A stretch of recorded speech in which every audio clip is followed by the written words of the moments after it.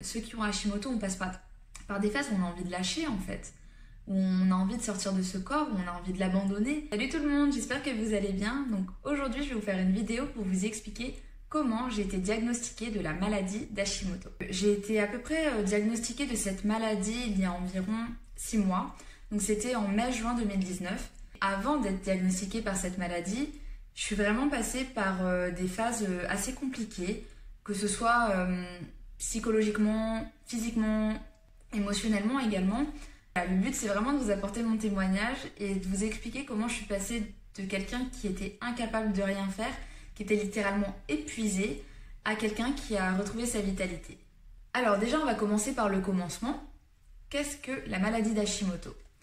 Donc moi déjà, je suis pas médecin, donc je vais pas rentrer dans les détails, de vous expliquer le pourquoi, du comment, etc. Mais il faut savoir que la maladie d'Hashimoto, c'est une maladie, comme on dit, auto-immune, où le système immunitaire va attaquer la thyroïde, car en fait, il va l'identifier comme un organisme étranger au corps. Dans mon cas, je m'en suis pas rendu compte au fur et à mesure, mais c'est vraiment maintenant, j'arrive à faire le bilan de tout ce qui s'est passé. Donc ça a commencé 1 an avant d'être diagnostiquée, donc en mai 2018. Le premier symptôme, c'est que voilà, j'ai mes cheveux qui ont arrêté de pousser. Et j'ai toujours eu l'habitude d'avoir une chevelure assez dense, comme vous pouvez le voir. Et mes cheveux avaient arrêté de pousser, mais voilà, j'ai pas cherché plus loin. En fait, je me suis dit que c'était peut-être lié au calcaire dans l'eau, voilà. Le deuxième symptôme que j'ai eu, c'est que j'ai eu une hernie cervicale. Alors ça, c'est important parce qu'en fait, on le dit pas souvent, mais quand on a des problèmes à la thyroïde, on peut avoir des problèmes au cervical. Et ça, c'était quelque chose que je ne savais pas. Et je pense pas qu'il y ait beaucoup de personnes qui sont au courant également de ça. De mai jusqu'à décembre 2018, où j'avais mes cheveux qui avaient arrêté de pousser et j'avais eu mon hernie cervicale, il s'était rien passé d'autre. Franchement, j'étais super bien, j'arrivais à faire plein de choses, j'ai fait plein de voyages, je sortais avec mes amis, voilà, tout allait bien en fait.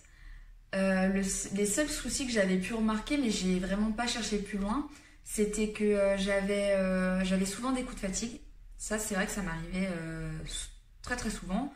J'avais aussi des brûlures à l'estomac et j'avais également des troubles digestifs. À l'époque, j'étais pas vraiment capable d'écouter mon corps. Et j'avoue que ça, c'est quelque chose quand on y pense, qui est très bête, mais votre corps, il va vous donner plein de signaux d'alerte. Un autre signal qu'il m'avait donné, par exemple, c'est que j'avais souvent des aftes qui étaient très persistants. Et je comprenais pas. Et j'ai pas cherché à comprendre non plus. Et je pense que le plus important, c'est vraiment de pouvoir écouter son corps. Et c'est quelque chose que je fais désormais.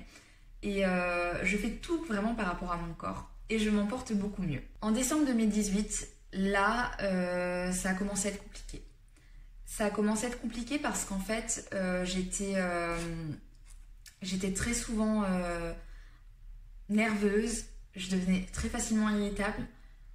J'étais également très négative. Alors ça, je ne me rendais pas compte. Surtout que je suis quelqu'un de très très positif comme personne.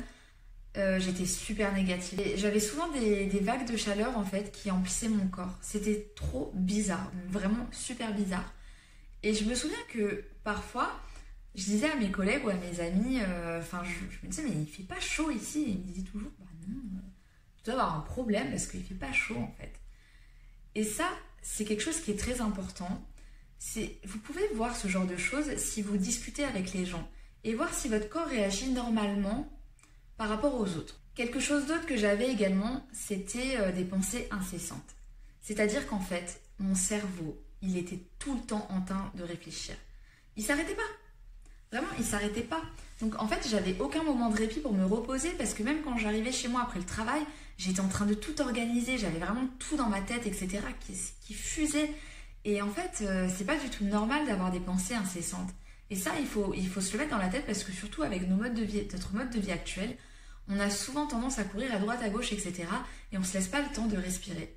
Et ça, c'est vraiment dommage. En février 2019, donc le 6 février 2019 plus exactement, ça, je peux vous le garantir que je m'en souviendrai toute ma vie de cette date-là.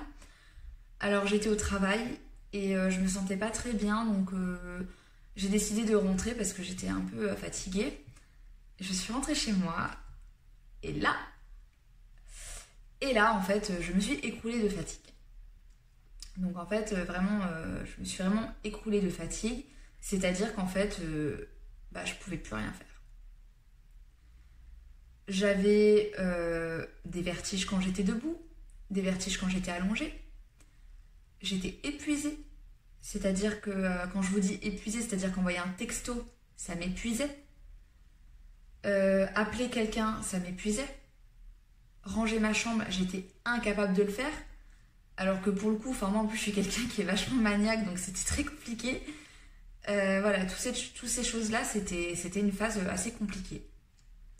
Un autre symptôme que j'ai eu, c'est que j'ai eu la vision trouble. Ma vue, elle est devenue totalement floue.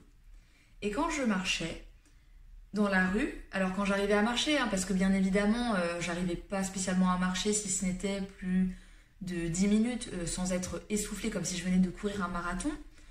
En fait, voilà, mon champ de vision, il faisait comme ça. Donc c'est-à-dire qu'en fait, je marchais dans la rue et tout bougeait comme ça. J'avais également les extrémités très froides. Voilà, même si je les mettais sur le chauffage, etc., elles ne se réchauffaient pas. J'avais des pertes de mémoire, de la confusion, et le plus important, c'est que j'étais dans un brouillard mental.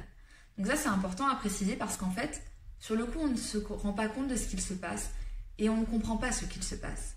Mais en fait, j'étais dans ce brouillard mental et j'arrivais pas à m'en sortir. J'arrivais pas à m'en sortir et c'était tellement difficile. Suite à ça, en fait, j'ai fait ce que toute personne normale aurait fait, c'est-à-dire que je suis allée voir des médecins. Donc je suis allée voir 2 généralistes. Donc il y en a un qui m'a dit que tout allait bien, que tout était parfait, que voilà, j'étais en super santé, que je pétais la forme, etc. Alors que moi, je me disais, mais je comprends pas, je suis incapable de faire quoi que ce soit, je suis épuisée, je suis jeune quand même, je devrais pas vivre ce genre de choses. Je comprenais pas. Le deuxième médecin que je suis allée voir m'a trouvé une carence en vitamine D. Donc ça, j'ai réalisé après, en fait, suite à mes recherches, que il y avait beaucoup de personnes, en fait, qui avaient des carences en vitamine D et qui pouvaient avoir Hashimoto. Après, c'est vrai qu'il y a beaucoup de personnes, généralement, qui sont carencées en vitamine D. Et moi, personnellement, avec mon cas, ayant la peau foncée et vivant en Allemagne, c'est pas très surprenant d'avoir une carence en vitamine D. Ensuite, j'ai été voir un gynécologue qui m'a dit que ça allait, un ORL qui m'a dit que tout allait bien, un ophtalmo qui m'a dit que franchement j'avais même pas besoin de lunettes, donc c'est pour vous dire. Je suis également allée voir un ostéopathe qui m'a vraiment beaucoup aidée pour le coup, et un acupuncteur. Et franchement ça c'est le top du top, l'acupuncteur m'a vraiment aidée. Que vous ayez un problème à la thyroïde ou autre chose, l'acupuncteur il va vraiment vous aider parce que il va vraiment identifier tous les symptômes et toutes les anormalités que vous avez dans votre corps. Et ça va vous aider à comprendre qu'il y a certaines choses qui ne vont pas. Et moi, c'était quelque chose que j'étais incapable de faire avant. Pourtant, j'avais beaucoup de symptômes, mais j'étais juste incapable de le faire. Grâce à l'acupuncteur, au final, j'ai pu rassembler un peu tous les symptômes. Et puis, je me suis rendu compte que j'avais peut-être un dérèglement hormonal. Donc de là, j'ai décidé d'aller voir un endocrinologue. Donc l'endocrinologue, en fait, il m'a fait une prise de sang.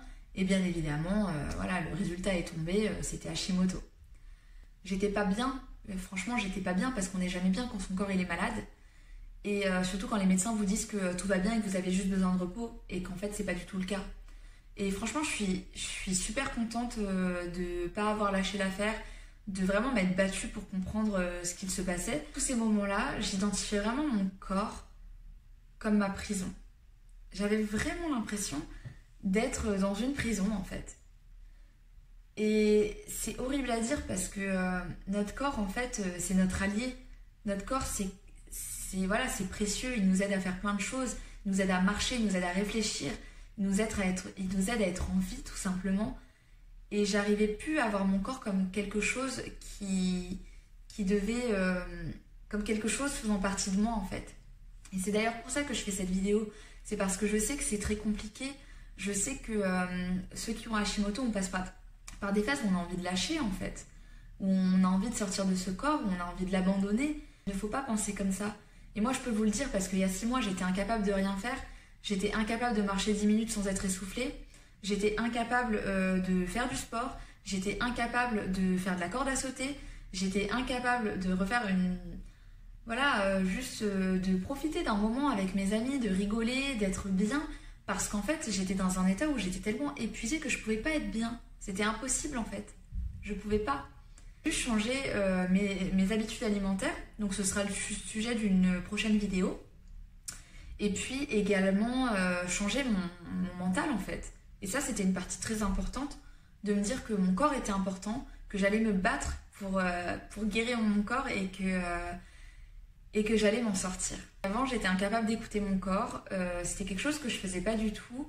Sauf qu'à présent, en fait, je fais un peu tout par rapport à mon corps. Au final, les symptômes que l'on peut avoir lorsqu'on a Hashimoto, c'est voilà, des vertiges, de la fatigue extrême, des extrémités froides, un brouillard mental, des pertes de mémoire, de la confusion, les cheveux qui ne poussent plus, et des vagues de chaleur. Donc ça, c'est quand on est en phase d'hyperthyroïdie. Des pensées incessantes avec de la nervosité et de l'agitation, et puis aussi des aphtes et des douleurs cervicales. Voilà. En tout cas, j'espère que cette vidéo elle vous aura plu et qu'elle aura aidé certaines personnes. Et je sais que dans ces moments-là, on a juste besoin d'avoir un peu de baume au cœur. Et moi, ce que je veux vous dire, c'est que vous allez vous en sortir et vous allez aller mieux. Et ça, franchement, j'en suis persuadée. En tout cas, je vous dis à très bientôt. On se retrouve très très vite dans une prochaine vidéo.